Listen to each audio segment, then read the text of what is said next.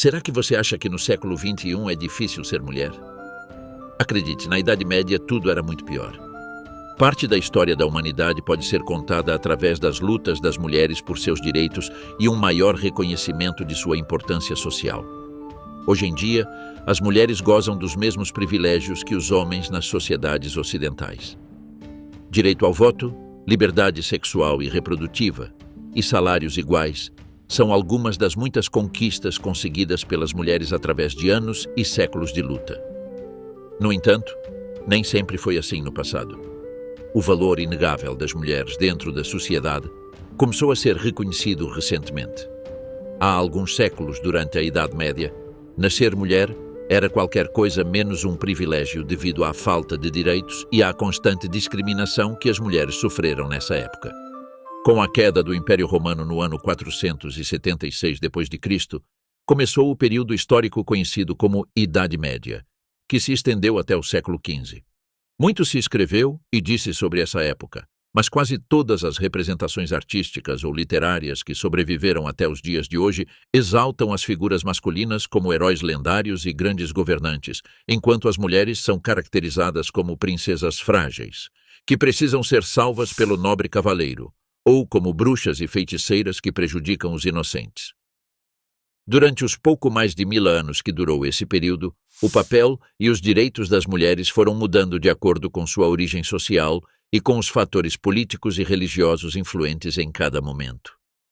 Mas podemos afirmar sem medo de errar que, apesar dos pequenos avanços, a Idade Média se caracterizou pela discriminação feminina e de classe, a ausência de direitos fundamentais e a relegação a um papel secundário na sociedade. É por essas razões que neste vídeo falaremos sobre como era a vida das mulheres durante a Idade Média. Mas, antes de continuar, convido vocês a se inscreverem no canal para que não percam nenhum dos nossos vídeos. Durante a Idade Média não existiu uma instituição com mais poder do que a Igreja. Sua influência na vida das pessoas era enorme, intervindo em quase todos os aspectos da sociedade. No nível espiritual, a Igreja regia as leis morais pelas quais as pessoas deveriam determinar seu comportamento.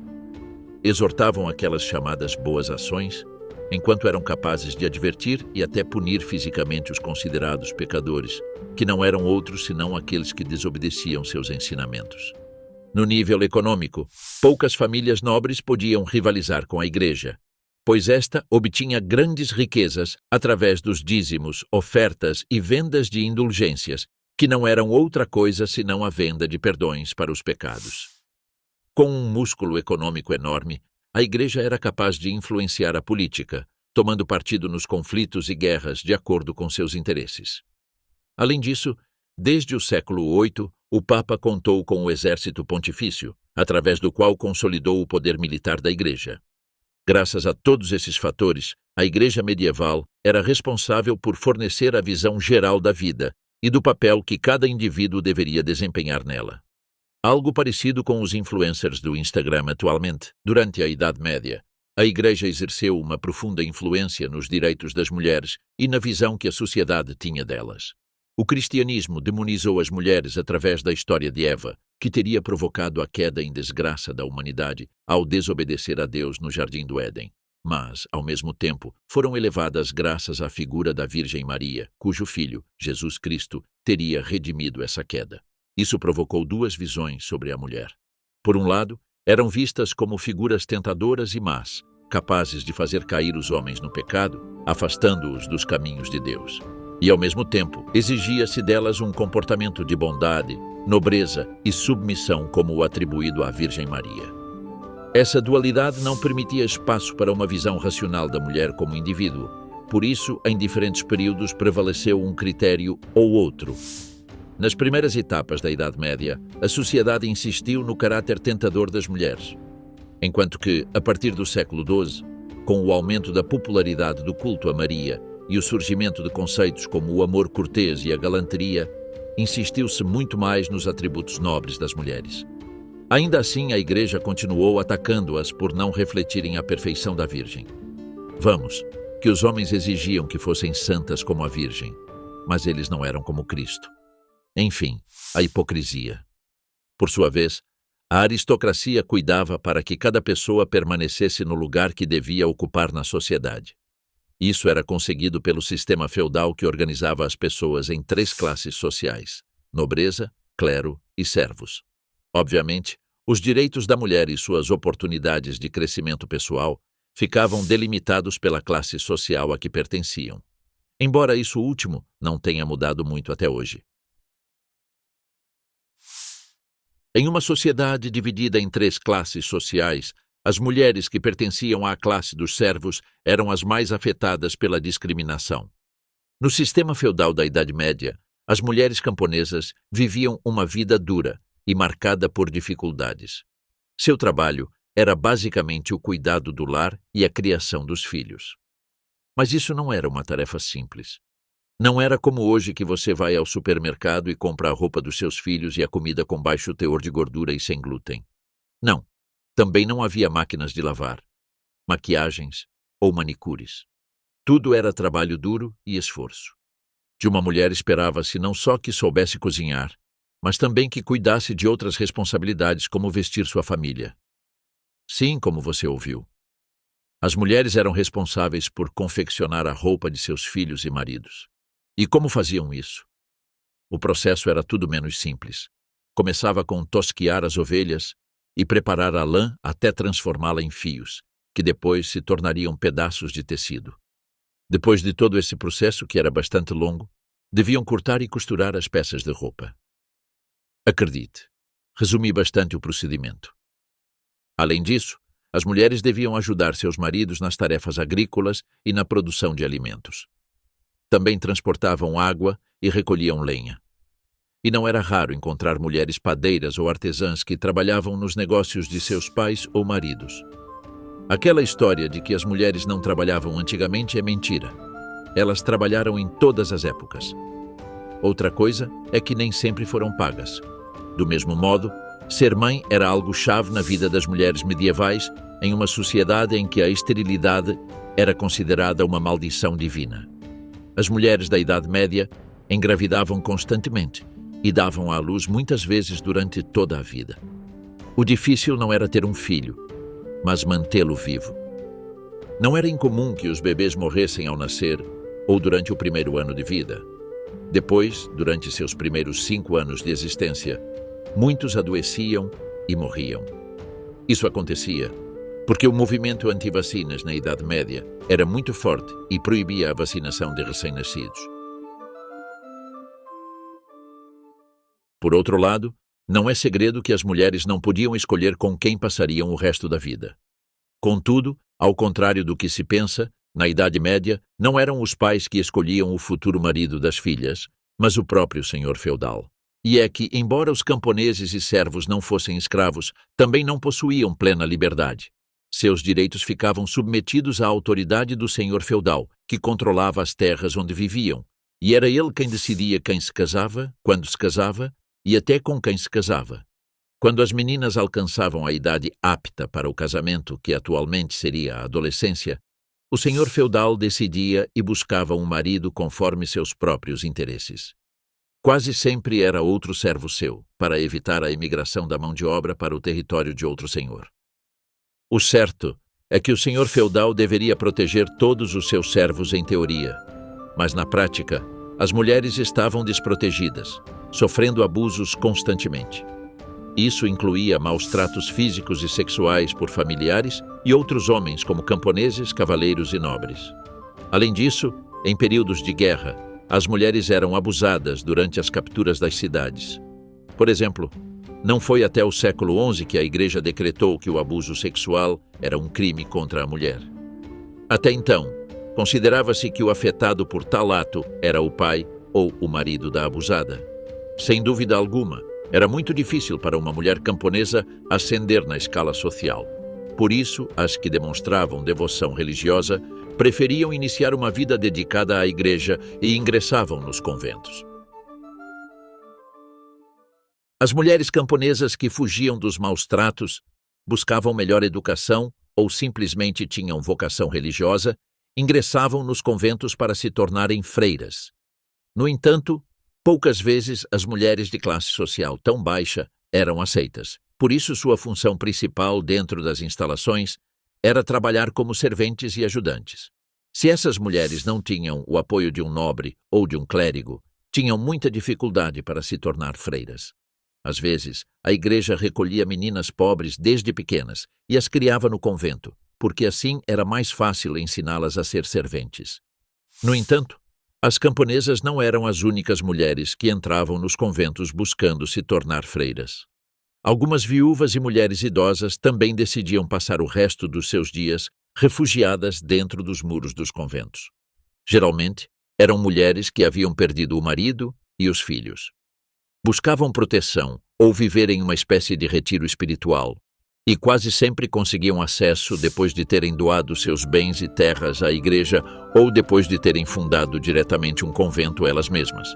Mas, com o aumento da demanda de mulheres que buscavam acessar os conventos e desenvolver uma vida dedicada à religião, as autoridades eclesiásticas decidiram endurecer ainda mais os requisitos para ser freira. É no século XIII que a igreja tem uma ideia grandiosa. A mulher que desejar dedicar sua vida a Deus deverá pagar um dote. Ter que pagar limitou ainda mais a entrada das mulheres camponesas em conventos de prestígio, cujos grupos de freiras eram praticamente formados por filhas de famílias nobres. As mulheres da classe alta que dedicavam a vida ao serviço da igreja costumavam ser segundas, terceiras e até quartas filhas de suas famílias. Ou seja, para elas o dote não era suficiente. E ao não poderem se casar com um bom partido, suas famílias as enviavam para dedicar a vida a Deus. Podemos afirmar que ser freira era como ser da patrulha da noite no universo de Game of Thrones. Havia muitas razões pelas quais uma menina de família rica entrava num convento, mas quase sempre era porque seus pais não queriam ou não podiam pagar um grande dote para garantir um bom casamento. Também existiam famílias que enviavam suas filhas para melhorar ou fortalecer relações com a igreja. E, por fim, sempre havia mulheres que preferiam passar o resto de suas vidas como freiras, antes de se casar num casamento arranjado e serem felizes.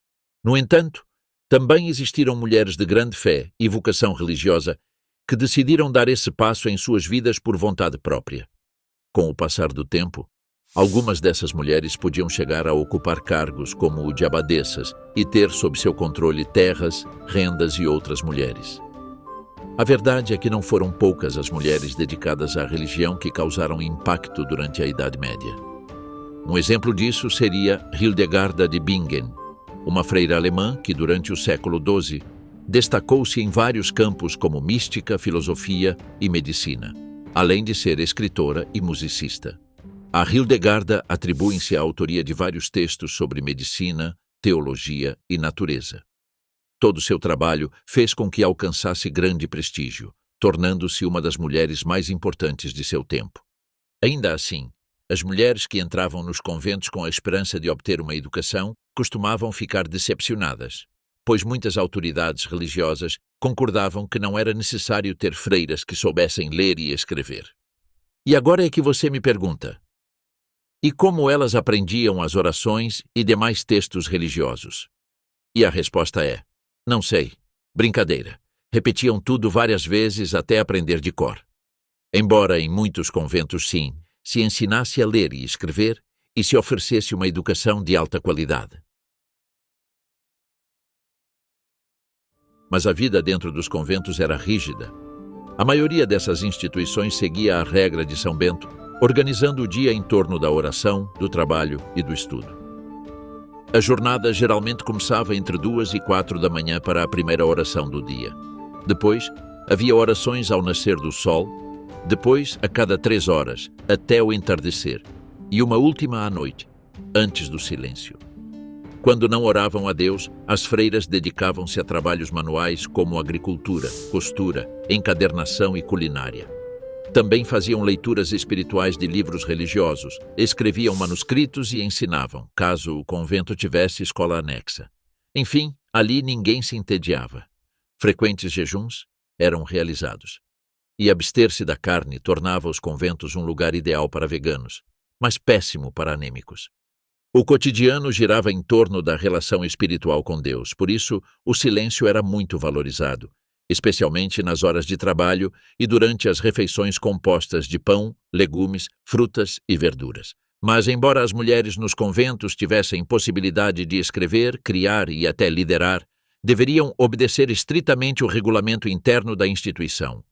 Quase não podiam tomar decisões por si mesmas, e a partir do século XIII, a Igreja impôs uma clausura rígida, proibindo as freiras de sair das instalações, de se relacionar com homens e até restringindo visitas familiares. Já falamos sobre a situação das mulheres nascidas em famílias camponesas e aquelas que dedicavam suas vidas ao serviço de Deus na Idade Média. Agora é a vez de falar sobre a realidade das mulheres nobres, que, embora levassem uma vida mais confortável, sofriam igualmente restrições sociais. As mulheres da classe rica tinham seu papel claramente definido pela família, pelo casamento e pela política. Sua educação começava muito cedo, em casa ou em outro castelo nobre, sempre sob a supervisão de uma dama mais velha. Era importante que dominassem os bons modos e cortesias do feudalismo. Também deviam aprender sobre religião e a recitar orações em latim. Obviamente deveriam aprender trabalhos como costura, bordado, canto ou música. E se fossem filhas herdeiras, ou esperava-se que administrassem um feudo, deviam conhecer formas de administração doméstica.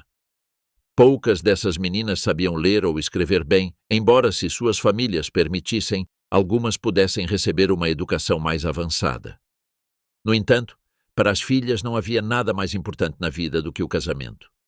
As famílias nobres usavam suas filhas como moeda de troca na hora de estabelecer relações diplomáticas, para selar alianças, adquirir terras ou subir socialmente. Embora o consentimento da mulher para o casamento fosse teoricamente requerido, na maior parte do tempo ignorava-se sua vontade. E assim como suas pares camponesas, as mulheres de origem nobre casavam-se muito jovens, geralmente entre 12 e 16 anos. Então iam morar com o esposo, que podia ser longe da família. Muitas vezes a moça não conhecia o futuro marido até o momento do casamento. Isto ainda acontece hoje em dia. Muitas vezes não se conhece o parceiro até casar com ele.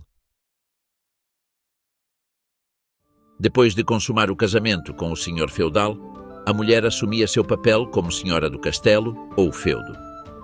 Essa posição incluía várias responsabilidades. Sua tarefa diária era supervisionar a economia doméstica, os servos, as colheitas, administrar as reservas de alimentos e cuidar do bem-estar do castelo.